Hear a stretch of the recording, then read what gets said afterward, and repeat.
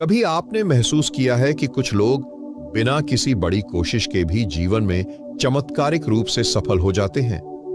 उनके पास वो करिश्माई ऊर्जा होती है, जैसे ब्रह्मांड खुद उनके पक्ष में काम कर रहा हो। वहीं कुछ लोग पूरी मेहनत करने के बावजूद थक जाते हैं और कहते हैं, किस्मत मेरे साथ नहीं है।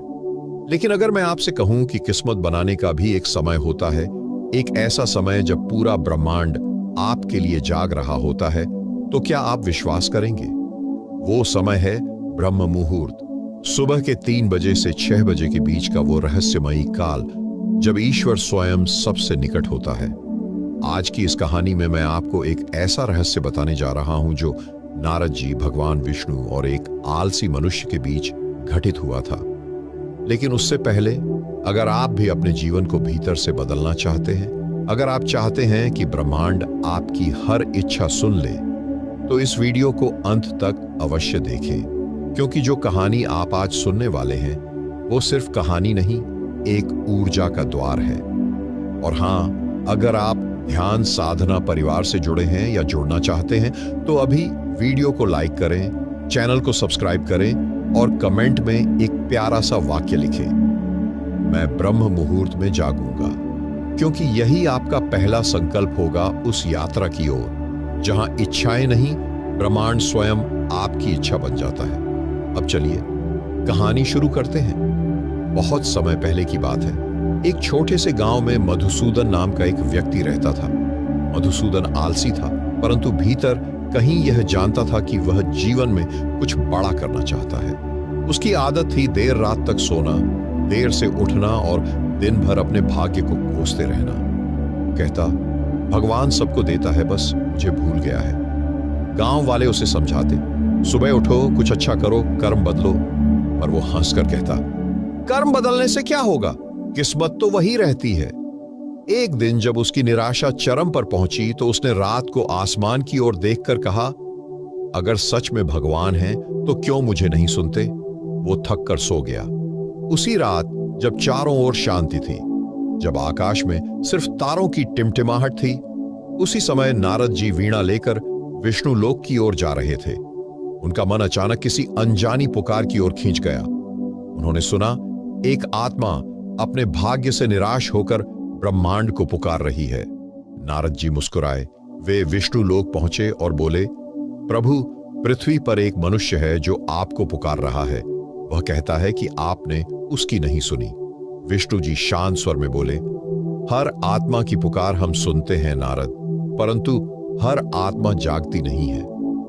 नारद जी बोले, क्या मतलब प्रभु? वह तो रोज प्रार्थना करता है। विष्णु जी मुस्कुराए। प्रार्थना करना और प्रार्थना में उपस्थित होना, दोनों में अंतर है नारद।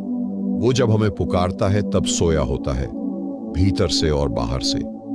नारद जी ने जिज्ञासा से पूछा, तो क्या कोई ऐसा समय है जब आत्मा सच में आपकी उपस्थिति में होती है? विष्णु बोले, हां नारद, वो समय है ब्रह्म मुहूर्त, जब सृष्टि की हर लहर शांत होती है, जब विचार थम जाते हैं, जब आत्मा और ब्रह्मांड एक ही तरंग पर होते हैं। उस समय अगर कोई जाग जाए तो वह सिर्फ जागता नहीं, वह पुनर्जन्म लेता है। नारद बोले, प्रभु, तो क्या वह मधुसूदन इस समय में जागकर अपना भाग्य बदल सकता है? विष्णु जी ने कहा, हर आत्मा को वही अवसर मिलता है, पर उसे यह जानने के लिए जागना पड़ेगा, सिर्फ बिस्तर से नहीं, अपने भीतर से भी। नारद जी बोले, तो क्या मैं उसे यह संदेश दे सकता हूं? विष्णु बोले, जाओ, परंतु याद रखना, उसे राह दिखाना तुम्हारा कार्य है, चलना या न चलना उसका। नारद जी वीणा बजाते हुए पृथ्वी पर उतरते हैं। रात का वही समय, लगभग 3 बजे, चारों ओर शांति थी। मधुसूदन गहरी नींद में था, पर अचानक उसने स्वप्न देखा। आकाश से एक दिव्य प्रकाश उतर रहा है और उसमें नारद जी खड़े हैं, हाथ में वीणा, चेहरे पर दिव्यता और आवाज में करुणा। वे बोले, मधुसूदन, तेरा भाग्य तेरे भीतर सोया है, उसे जगाना है तो ब्रह्मांड की धड़कन के साथ उठ। सुबह 3 बजे जब पूरा जग सो रहा हो, तब उठकर अपने भीतर के ब्रह्मांड से मिल। तब तू देखेगा, तेरी हर पुकार सुनी जाएगी। मधुसूदन ने नींद में ही कहा, लेकिन मैं बहुत थका हुआ हूं नारद जी, मैं नहीं उठा पाऊंगा। नारद जी मुस्कुराए। यही तेरी नींद, तेरा बंधन है। जब तू इसे तोड़ देगा तब ईश्वर तुझ में जाग उठेगा। और यहीं से कहानी की असली यात्रा शुरू होती है। जब एक आलसी व्यक्ति ब्रह्म मुहूर्त में उठने का संकल्प लेता है और उसके जीवन में ऐसा परिवर्तन आता है जिसकी कल्पना तक उसने नहीं की थी। अगली सुबह जब सूरज उगने से पहले ही मधुसूदन की आंख खुली तो उसे लगा जैसे किसी ने भीतर से उसे हिला दिया हो। वो अचानक उठ बैठा। चारों ओर गहरा अंधकार था। घड़ी पर देखा 3:30 बज रहे थे। पहली बार उसके भीतर से किसी ने फुसफुसाकर कहा, उठो, यही वो समय है। वो कुछ देर बैठा रहा। नींद अब भी उसे खींच रही थी, पर नारद जी की आवाज उसके कानों में गूंज रही थी। जब तू ब्रह्मांड की धड़कन के साथ उठेगा तब तेरी हर पुकार सुनी जाएगी। वो धीरे धीरे उठकर बाहर आया। गांव में हर तरफ सन्नाटा था। आकाश तारों से भरा था। ठंडी हवा उसके चेहरे को छूकर जैसे कुछ कह रही थी। स्वागत है उस समय में जब आत्मा स्वयं ब्रह्म से मिलती है। उसने पहली बार उस शांत समय को महसूस किया। कोई आवाज नहीं, कोई विचार नहीं, बस गहरी शांति। उसे लगा जैसे पूरा संसार किसी अदृश्य संगीत पर स्थिर हो गया है। वो उस मौन में बैठ गया और भीतर की आंखें खुलने लगी। धीरे धीरे उसके भीतर से एक प्रश्न उठा, क्या वास्तव में यह वही समय है जब भगवान निकट होते हैं? और तभी जैसे उत्तर देने कोई आया हो, उसके सामने हल्की सी रोशनी प्रकट हुई। वो वही थे, नारद जी। मधुसूदन विस्मित हो उठा। आप सच में आ गए? नारद मुस्कुराए। मैं नहीं, तेरे जागने ने मुझे बुलाया है। जैसे ही तू ब्रह्म मुहूर्त में जागा, तेरी आत्मा ने द्वार खोल दिया। अब तुझे वो सुनाई देगा जो पहले कभी नहीं सुनाई दिया। मधुसूदन कुछ समझ नहीं पा रहा था। वो बोला, लेकिन नारद जी, मैं क्या करूं इस समय? मुझे तो कुछ पता नहीं। नारद बोले, ब्रह्म मुहूर्त में जागना पहला कदम है। अब इस समय का उपयोग करना सीख। यह वो घड़ी है जब विचारों की भी सांस थम जाती है। इस समय जो भी संकल्प किया जाता है वो सीधे ब्रह्मांड की चेतना में अंकित हो जाता है। तू जो चाहे वो बन सकता है, पर शर्त एक है, तेरे भीतर का आलसी मरना चाहिए। मधुसूदन बोला, मैं कोशिश करूंगा नारद जी, पर मुझे डर लगता है। नारद बोले, डर तो हर आत्मा को लगता है जब वो पहली बार जागती है, पर याद रख, जिसने अंधकार में पहला कदम रख दिया उसके लिए प्रकाश कभी दूर नहीं होता। मधुसूदन कुछ देर मौन बैठा रहा। फिर धीरे धीरे उसने आंखें बंद की। उसके भीतर अजीब सी ऊर्जा उठी। वो अनुभव कर रहा था कि कुछ उसके अंदर बदल रहा है। एक नया संकल्प, एक नया साहस। वो बोला, नारद जी, क्या मैं ईश्वर से मिल सकता हूं? नारद ने वीणा पर एक मधुर स्वर छेड़ा और बोले, हर आत्मा ईश्वर का अंश है। मिलना नहीं है, याद करना है। उनके ये शब्द जैसे किसी मंत्र की तरह भीतर उतर गए। मधुसूदन ने उस दिन पहली बार अनुभव किया कि भीतर कोई और भी है जो उसे देख रहा है, मार्गदर्शन कर रहा है। धीरे धीरे सुबह होने लगी। पहली किरण जब क्षितिज पर आई तो उसने महसूस किया कि इस सुबह में कुछ अलग है, जैसे उसकी आत्मा ने पहली बार सांस ली हो। वो बोला, नारद जी, आज मुझे लगता है कि मैं जीवित हूं, सच में जीवित। नारद मुस्कुराए। यही तो ब्रह्म मुहूर्त का अर्थ है मधुसूदन। यह सिर्फ सुबह नहीं, यह पुनर्जन्म है। जिसने इसे समझ लिया उसने खुद को जान लिया।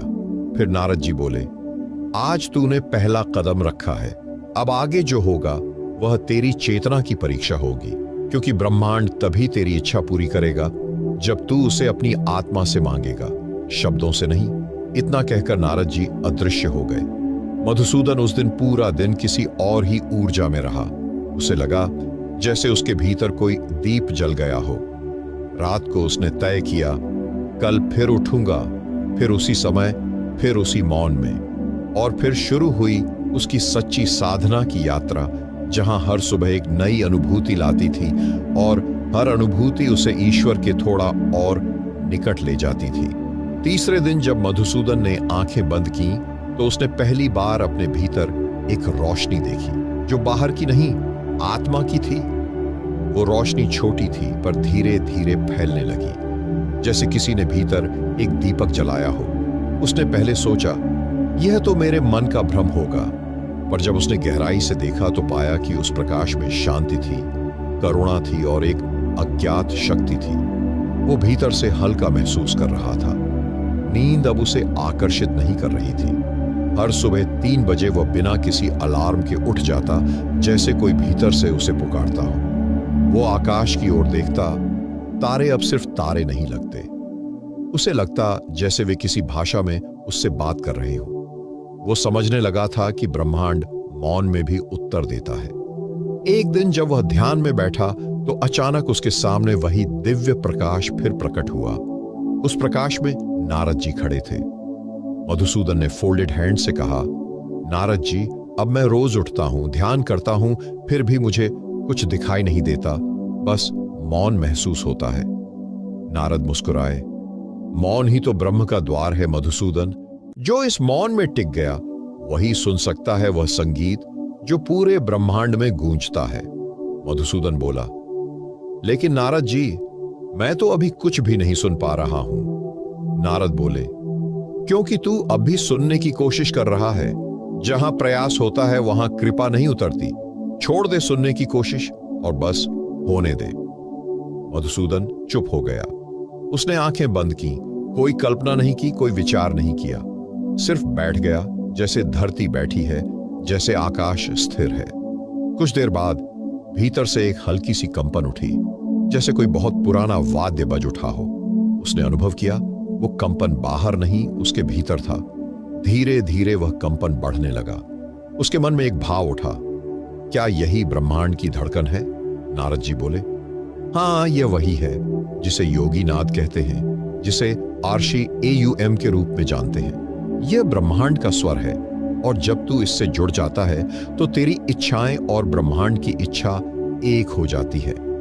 मधुसूदन उस अनुभव में डूब गया। वो महसूस कर रहा था कि कोई अदृश्य शक्ति उसकी सांसों के साथ बह रही है, जैसे वो ब्रह्मांड का हिस्सा बन गया हो। कोई सीमा नहीं, कोई पहचान नहीं, बस शुद्ध अस्तित्व। धीरे धीरे वो ध्यान से बाहर आया। उसकी आंखों में एक नई चमक थी।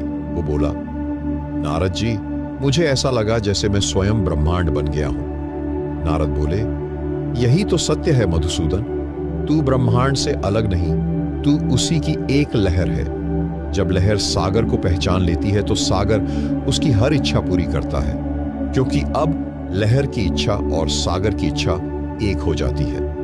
मधुसूदन की आंखों से आंसू निकल आए। उसने कहा, तो यही है वो रहस्य कि ब्रह्मांड हमारी इच्छा तब पूरी करता है जब हम उसके साथ एक हो जाते हैं। नारद ने मुस्कुराते हुए कहा, हाँ, लेकिन याद रख, यह एकता केवल ब्रह्म मुहूर्त की शांति में संभव है। बाकी समय मन का शोर इतना होता है कि ब्रह्मांड की आवाज सुनाई ही नहीं देती।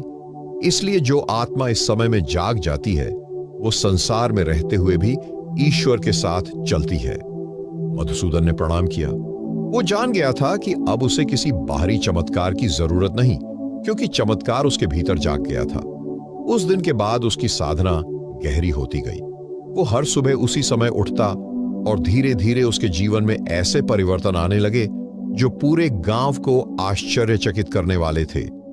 कभी जो व्यक्ति आलस्य और निराशा का प्रतीक था, अब उसकी उपस्थिति से लोग शांति महसूस करते थे।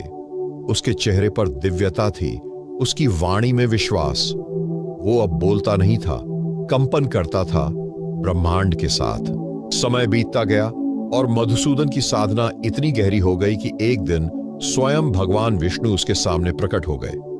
वो ब्रह्म मुहूर्त का वही समय था, सुबह के ठीक 3:30। हवा में एक अदृश्य सुगंध थी, आकाश जैसे स्थिर हो गया था और मधुसूदन अपने सामान्य ध्यान में बैठा था। अचानक उसके सामने एक तेज प्रकाश फैला, इतना दिव्य कि उसने आंखें बंद कर ली। वो प्रकाश किसी अग्नि का नहीं, किसी दीप का नहीं, बल्कि अस्तित्व के केंद्र से उठता हुआ प्रतीत हो रहा था। उस प्रकाश के भीतर से एक स्वर आया, मधुसूदन। वो स्वर इतना मधुर, इतना गहरा कि सुनते ही उसकी आत्मा झुक गई। उसने धीरे से आंखें खोली और देखा उसके सामने स्वयं भगवान विष्णु खड़े थे, नीले शरीर में, शांत मुख मुद्रा में, चारों ओर कमल जैसी दिव्यता बिखरी हुई थी। मधुसूदन के शरीर में कंपन होने लगा। वो कांपते हुए बोला, प्रभु आप मेरे सामने। विष्णु मुस्कुराए, हाँ मधुसूदन, क्योंकि अब तू सोया हुआ मनुष्य नहीं रहा, तू जागृत आत्मा बन चुका है। और जो आत्मा ब्रह्म मुहूर्त में जागती है, उसे हमसे मिलने के लिए पृथ्वी से ऊपर आना नहीं पड़ता, हम स्वयं उतर आते हैं। मधुसूदन की आंखों से आंसू बह निकले। वो बोला, प्रभु मैंने तो सिर्फ ध्यान किया, मैंने तो बस अपने भीतर मौन पाया, पर आपने मुझे दर्शन दिए, ऐसा सौभाग्य क्यों? विष्णु बोले, क्योंकि तेरी साधना अब प्रार्थना नहीं रही, वो अनुभव बन गई है। जिसे तू ब्रह्म मुहूर्त में करता है वो हमारे हृदय की तरंग से जुड़ जाता है। और जब कोई आत्मा बिना मांग के साधना करती है तो उसे सब मिल जाता है, क्योंकि अब उसके पास कोई इच्छा नहीं बचती। मधुसूदन ने पूछा, प्रभु क्या यही वह रहस्य है जिससे ब्रह्मांड हमारी इच्छाएं पूरी करता है? विष्णु मुस्कुराए, नहीं मधुसूदन, यह तो आधा सत्य है। पूरा रहस्य सुन। ब्रह्मांड तेरी इच्छा तभी पूरी करता है जब तू स्वयं अपने भीतर वही ऊर्जा बन जाता है जो वह चाहता है। तू चाहता है शांति, तो पहले शांति बन। तू चाहता है प्रेम, तो पहले प्रेम बन। तू चाहता है सफलता, तो पहले विश्वास बन। क्योंकि ब्रह्मांड केवल प्रतिध्वनि देता है, वह सुनता नहीं, वह झंकारता है। मधुसूदन स्तब्ध होकर सुनता रहा। विष्णु बोले, जब तू ब्रह्म मुहूर्त में ध्यान करता है तो तू उस ऊर्जा से जुड़ जाता है जिससे सृष्टि की पहली ध्वनि निकली थी, AUM। उस ध्वनि में कोई शब्द नहीं, कोई भाषा नहीं, सिर्फ शुद्ध सृजन है। और जब तू उस सृजन के साथ एक हो जाता है तो तेरे विचार भी सृजन बन जाते हैं। मधुसूदन की आत्मा जैसे कांप उठी। वो बोला, प्रभु तो क्या इस समय में किया गया हर विचार सच में वास्तविक बन जाता है? विष्णु बोले, हाँ, इसलिए सावधान रहना। ब्रह्म मुहूर्त का समय वरदान भी है और परीक्षा भी। जो नकारात्मक सोचता है वो भी उसी गति से परिणाम पाता है। इसलिए यह समय केवल शुद्ध मन के लिए है। यही कारण है कि आर्षि इस समय उठकर केवल ध्यान करते थे, क्योंकि वे जानते थे यह वही क्षण है जब आत्मा ब्रह्मांड से सीधे संवाद करती है। मधुसूदन का मन मौन हो गया। उसे अब समझ आने लगा कि यह केवल साधना नहीं, ब्रह्मांड के साथ संवाद की कला है। विष्णु जी ने आगे कहा, मधुसूदन अब तुझे एक अंतिम कार्य करना होगा।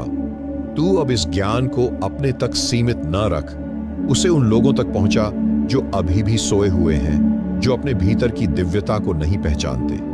जागे हुए आत्माओं का धर्म यही है, वे दूसरों को भी जागने का मार्ग दिखाए। मधुसूदन ने सिर झुका लिया। उसने कहा, प्रभु मैं वचन देता हूं, मैं इस ब्रह्म मुहूर्त का रहस्य सबको बताऊंगा, क्योंकि हर व्यक्ति में वही प्रकाश सोया है जो मेरे भीतर आपने जलाया है। विष्णु ने मुस्कुराते हुए कहा, जाओ मधुसूदन, अब तू ब्रह्म का दूत है। तू केवल जागेगा नहीं, दूसरों को भी जगाएगा। और याद रख, जो आत्मा सुबह 3 बजे जगती है वह सिर्फ अपने दिन की नहीं, अपनी नियति की शुरुआत करती है।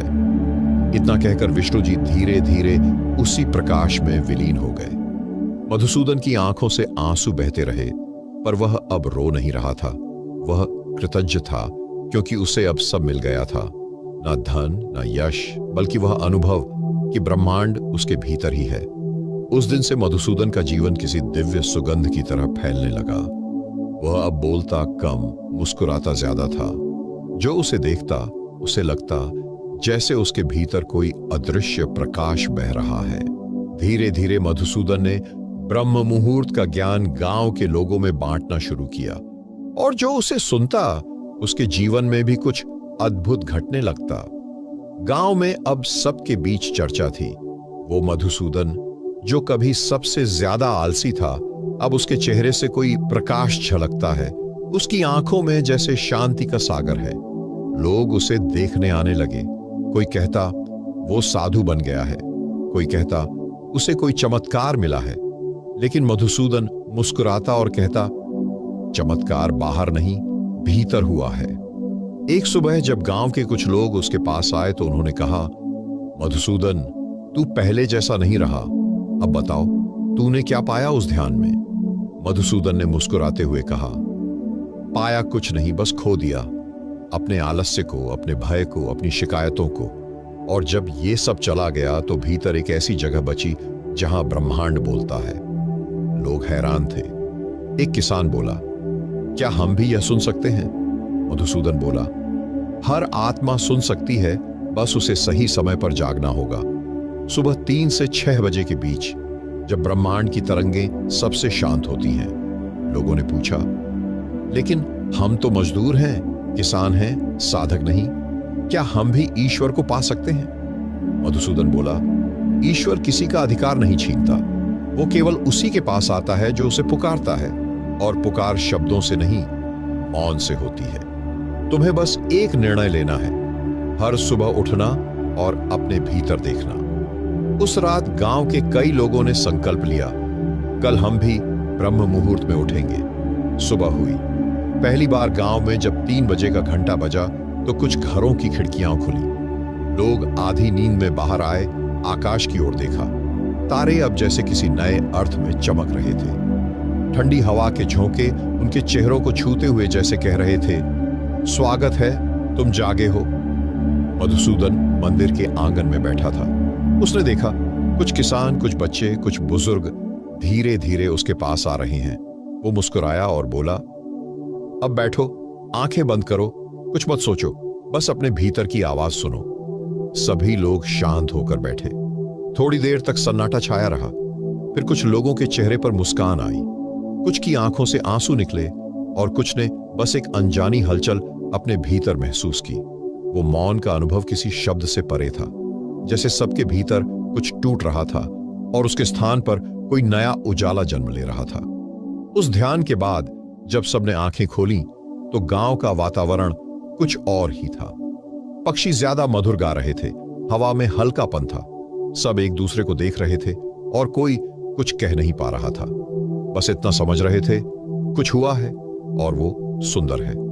धीरे धीरे यह साधना गांव की परंपरा बन गई। हर दिन सुबह 3 बजे मंदिर की घंटी बजती और गांव वाले एक साथ उठकर ध्यान में बैठ जाते।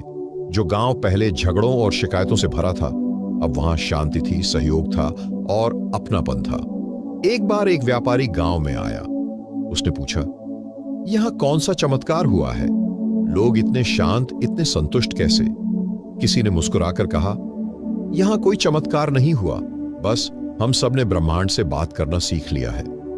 मधुसूदन अब किसी गुरु की तरह नहीं, बल्कि एक मित्र की तरह सबके बीच रहता था। कहता, मैं कोई साधु नहीं, बस वह व्यक्ति हूं जिसने अपनी नींद तोड़ी और भीतर का सूरज देखा। लास्ट में बस इतना ही कहना चाहूंगा, यदि आप इस कहानी से आप थोड़ा सा भी प्रभावित हुए हैं तो इस वीडियो को अपने जीवन का हिस्सा बनाएं। धन्यवाद।